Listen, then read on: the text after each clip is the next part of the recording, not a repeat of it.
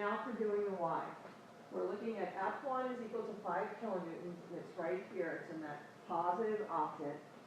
If we take that value of 5 and multiply it by the cosine of 40, we find the component of F1 in this direction.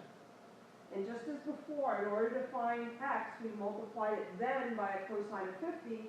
Here, we take it and we multiply it by a cosine of the 40 degrees that's here. So this right here is 40 degrees. Because this is the y-axis, this is the x-axis, so you know that this right here is 90 degrees. If it's 50 degrees to here, then this is 40. So F1 times the cosine of 40 brings it down to the projection, and then that value multiplied by the cosine of 40, again, gives you the y component. So if we look at the PVC pipe, we take the value of 5 kilonewtons, we multiply it by the cosine of 40, brings it down to here, and then multiply it by the cosine of 40 again, and it brings us to get the value of the y. So now, let's set up the whole step by step. We're finding components.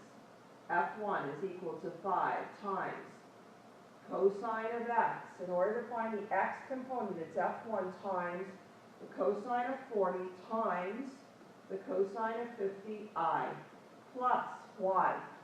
Cosine of 40 times the cosine of 40 j plus the cosine of 50 k kilonewtons. And that value comes out to be F1 is 5 times 0.4924i plus 0.5868j plus 0.6427k kilonewtons, and that comes out F1 is equal to 2.5i plus 2.9j plus 3.2k kilonewtons. And this is representing it in vector form. So how about our checks? 0.4924 squared plus 0.5868 squared plus 0.6427 squared equals 1, and it checks. 2.5 squared plus 2.9 squared plus 3.2 squared under the radical equals 5, and that checks as well. But now, if we wanted to set up, we have it in vector form, and we could write it in force, magnitude in unit vector. F1 is equal to 5 kilonewtons, and unit vector of 1 is 0.4924i plus 0.5868j plus 0.6427k. So here's magnitude in unit vector. But how about if we wanted to have magnitude and direction angle? We have F1 is equal to 5 kilonewtons, and we know theta z is equal to 50, but how do we find theta x?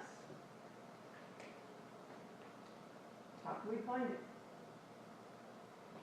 If we know the unit vector, can't we say it's equal to the inverse cosine of 0.4924? And theta x turns out to be, let's find out,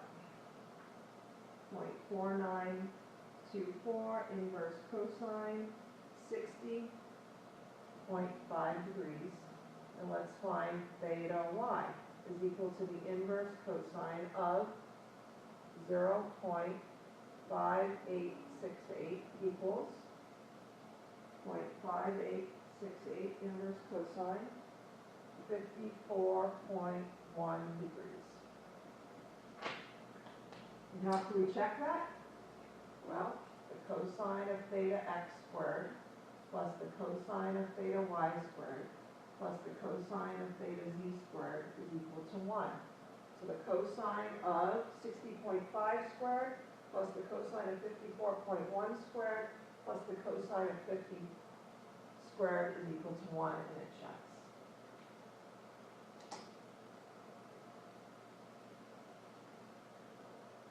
So in this case, it's only for F2 and F3 that we actually can determine what all the direction angles are from the picture. But F1, we can't determine the theta. We can only determine theta z from here because the angles that are given are projections. And you'll see on the homework assignment that a lot of times we're given projection angles. And we have to use two cosines, two dot products to find a force at a certain, on a certain axis. The component of a force at a certain axis.